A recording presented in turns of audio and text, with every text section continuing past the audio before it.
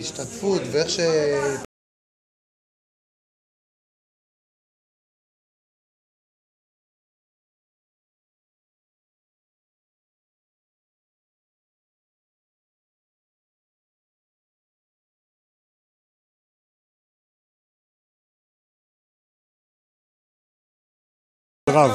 אנחנו רואים היום כמה הכוח של אנשים שצמחו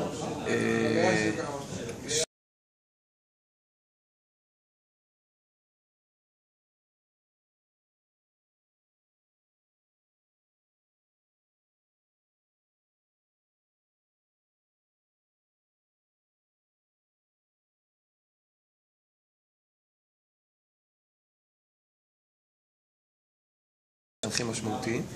אנחנו גם רואים בסופו של דבר, כל אחד יודע שאינו דומה מי שנמצא במקום סגור והלימוד תורה שלו הוא רק כלפי עצמו, אלא מי שהלימוד תורה שלו הוא תנועה חיה שעושים אותה בשיתוף עם תלמידים ומלבנים ביחד סוגיות חינוכיות, והחבורה היא חבורה משותפת שפועלת למטרה משותפת, ואנחנו ברוך השם בשנים האחרונות רואים הרבה מאוד חבר'ה שהם בוגרי התוכנית והשתלבו